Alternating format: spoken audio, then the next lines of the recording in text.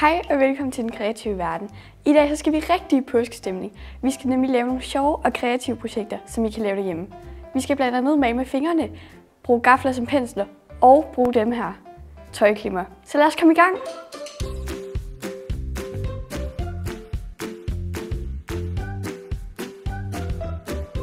Fingermaling er en super sjov måde at lave kunst på, og du behøver ikke engang en pensel. Vi starter med at lave en sød lille påskehare. Til at lave påskeharens krop tager du bare din tommelfinger og dypper i rød maling og placerer på papiret.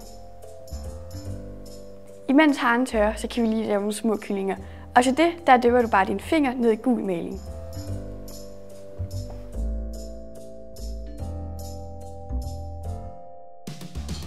Nu venter vi bare på, at de tørrer, og så kan vi tegne detaljer bagefter.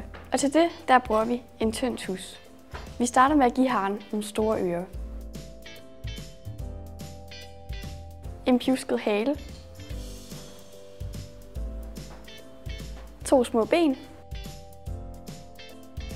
Og så selvfølgelig et ansigt.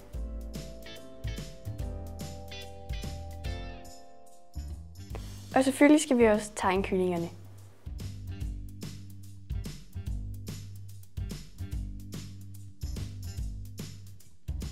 Sådan, nu har vi en sød lille påskefamilie, som er klar til at blive hængt op. Eller den kan bruges som gave til mor eller far. Er der nogen af jer, der har set min pensel? Nej. Nå, men det gør faktisk heller ingenting. For vidste I godt, at man kan bruge en gaffel til at male med? Det giver en god effekt til blandt andet pels og fjer. Lad mig lige vise jer, hvordan man laver en pjusket kylling med en gaffel.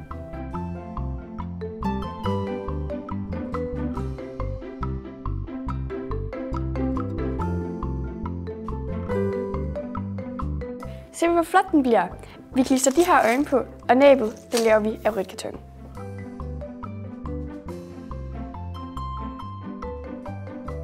Så, nu folder vi den på midten, for det ser ret sjovt ud, når den kommer på vores kylling.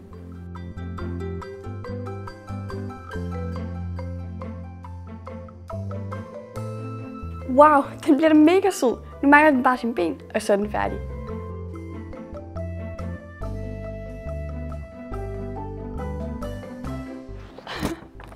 Og bum, så har vi en sød lille pjusket kylling, lavet med en gaffel.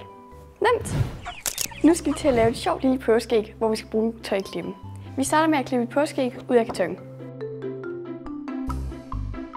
Nu mangler det bare en masse farverige prikker, så det kan ligne en rigtig påskeæg. Og dem laver vi med tusserne.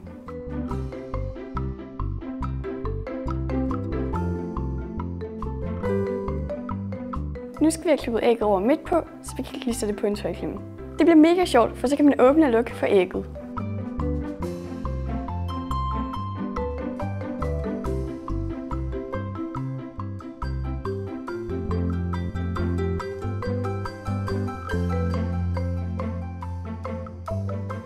Nu skal vi have klippet den her lille kylling ud, så vi kan klistre den ind i ægget.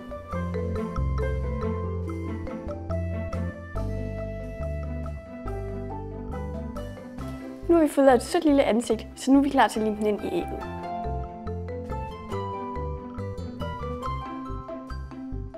Kuk. Så simpelt, men alligevel så sjovt. Tak fordi I så med i denne påskeepisode af Den Kreative Verden. Jeg håber, I fik nogle idéer til at lave nogle påskeprojekter derhjemme. Husk at like og abonnere, så I kan få flere kreative idéer. Vi ses!